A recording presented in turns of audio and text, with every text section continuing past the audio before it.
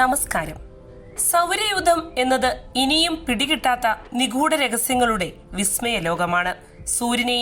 സൂര്യനെ ചുറ്റുന്ന ഗ്രഹങ്ങളെയും കുറിച്ച് മനസ്സിലാക്കുന്നതിനായി നിരവധി ഗവേഷണങ്ങളും പഠന ദൗത്യങ്ങളും ലോകത്തിന്റെ വിവിധ ഭാഗങ്ങളിൽ നടന്നുകൊണ്ടിരിക്കുകയാണ്. അത്തരം ഗവേഷണ ദൗത്യങ്ങളിൽ നിന്നും ലഭ്യമാകുന്ന വിവരങ്ങൾ എന്ന് പറയുന്നത് വിശാലമായ ആഴിയിലെ ഒരു തുള്ളി വെള്ളത്തിന് സമാനമായത്രോളമേ വരൂ. എന്നിരുന്നാലും ഓരോ ചെറിയ കണ്ടെത്തലുകളും ഏറെ നിർണായകമാണ് താനും. അത്തരത്തിൽ വളരെ കുറച്ച് വിവരങ്ങൾ മാത്രം ലഭ്യമായ ചുരുളഴിയ രഹസ്യങ്ങൾ ഉറങ്ങിക്കിടക്കുന്ന ഒരു ഗ്രഹമാണ് വീനസ് അഥവാ ശുക്രൻ. ഭൂമിയുടെ ഇരട്ട എന്ന പേരിൽ അറിയപ്പെടുന്ന ഈ ഗ്രഹം ഭൗമനിവാസികൾക്ക് ദൃശ്യമായ ഒരു ഗ്രഹം കൂടിയാണ്. വലിപ്പത്തിലും ഘടനയിലും സമാനമായതിനാലാണ് ശുക്രനെ ഭൂമിയുടെ ഇരട്ട എന്ന് വിളിക്കുന്നത്.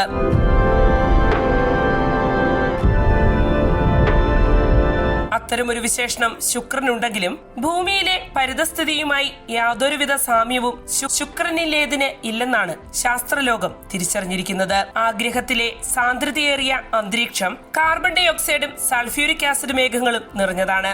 മാത്രവുമല്ല, സൗരയൂഥത്തിലെ ഏറ്റവും ചൂടുള്ള ഗ്രഹവും ശുക്രനാണ്.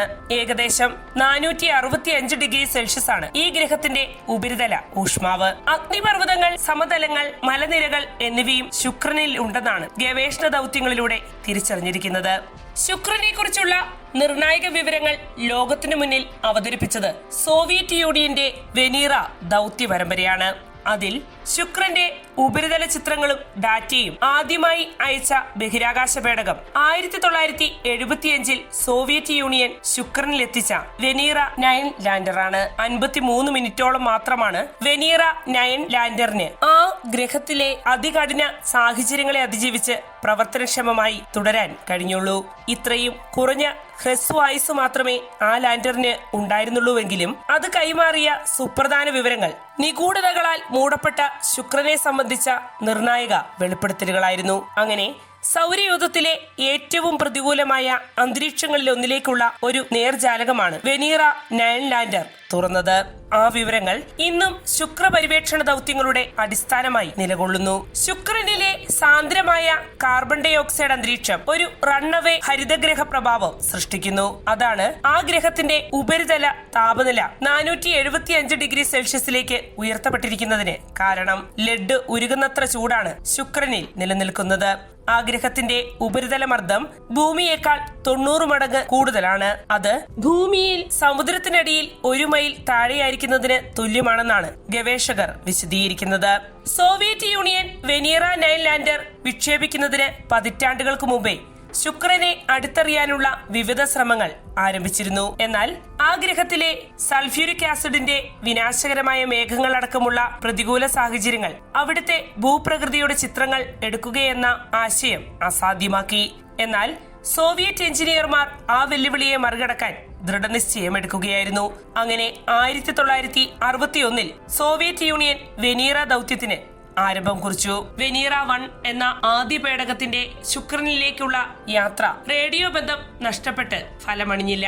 തുടർന്ന് 1965 വെനീറ 2 ശുക്രൻ അടുത്തുവരെ എത്തിയെങ്കിലും ആ പേടകത്തിന്റെയും ബന്ധം നഷ്ടപ്പെടുകയാണ് ഉണ്ടായത്. അതേ തുടർന്ന് 1966 വെനീറ 3 വിക്ഷേപിക്കപ്പെട്ടു. ശുക്രന്റെ ഉപരിതലത്തിൽ പതിച്ച ആദ്യ മനുഷ്യനിർമ്മിത പേടകമായി വെനീറ 3 ചരിത്രത്തിൽ ഇടം നേടി. എന്നാൽ ആ പേടകത്തിന് ഡാറ്റ കൈമാറാൻ കഴിഞ്ഞില്ല. 1967 വെനീറ 4 വിക്ഷേപിക്കപ്പെട്ടു. ഈ പേടകമാണ് ശുക്രന്റെ അന്തരീക്ഷം നേരിട്ട് പഠിച്ച ആദ്യ പേടകം. ഈ പേടകമാണ് ശുക്രനിലെ അന്തരീക്ഷത്തിലെ കാർബൺ ഡൈ ഓക്സൈഡിന്റെ അമിത സാന്നിധ്യം കണ്ടെത്തിയത്. ഈ ദൗത്യത്തിനു പിന്നാലെ വെനീറ 5, 6 എന്നീ ദൗത്യങ്ങളും നടന്നു. ഈ ദൗത്യങ്ങളും ശുക്രനിലെ അന്തരീക്ഷത്തെ സംബന്ധിച്ച പഠനങ്ങളുടെ തുടർച്ചയായിരുന്നു. 1970 വിക്ഷേപിക്കപ്പെട്ട വെനീറ 7 ശുക്രനിലെ ഉപരിതല താപനില 475 ഡിഗ്രി സെൽഷ്യസ് ആണെന്ന് കണ്ടെത്തി. 1972 അയക്കപ്പെട്ട വെനീറ 8 ശുക്രനിലെ അന്തരീക്ഷത്തെയും ഉപരിതലത്തെയും സംബന്ധിച്ച കൂടുതൽ പഠനങ്ങൾ നടത്തുകയുണ്ടായി. അതിനു പിന്നാലെയാണ് വെനീറ 9 വിക്ഷേപിക്കപ്പെട്ടത്. ഈ പേടകം ശുക്രന്റെ ഉപരിതലത്തിന്റെ ആദ്യ ഫോട്ടോ ഭൂമിയിലേക്ക് അയച്ചു. കല്ലും പൊടിയും നിറഞ്ഞ ഭൂപ്രദേശമാണ് ശുക്രനിൽ നിലനിൽക്കുന്നതെന്ന് അങ്ങനെ ലോകം തിരിച്ചറിഞ്ഞു. കൂടുതൽ കരുത്തുറ്റ കവചം, ശക്തമായ തണുപ്പിക്കൽ സംവിധാനം, ശുക്രനിലെ കഠിന അന്തരീക്ഷത്തെ ചെറുക്കാൻ തക്ക ശക്തിയുള്ള ഒരു പ്രഷർ വെസലിൽ പാക്ക് ചെയ്ത ഉപകരണങ്ങൾ എന്നിവ ഉപയോഗിച്ചാണ് ഈ പേടകം രൂപകൽപ്പന ചെയ്തത്. വെനീറ 9 കറുപ്പും വെളുപ്പും നിറത്തിലുള്ള പനോരമിക് ചിത്രങ്ങളുടെ ഒരു പരമ്പരയാണ് ഭൂമിയിലേക്ക് കൈമാറിയത്. സോവിയറ്റ് യൂണിയൻ വെനീറ 9 ശുക്രനിലേക്കുള്ള ദൗത്യങ്ങൾക്ക് അവസാനം കുറിച്ചില്ല.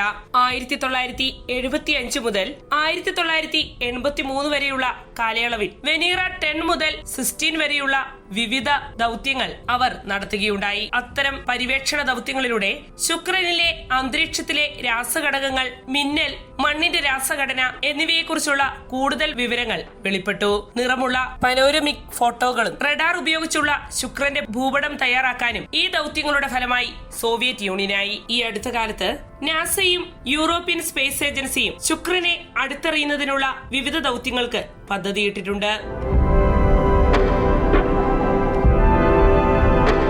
വാർത്തയുടെ നിറം തേടി തനി നിറം.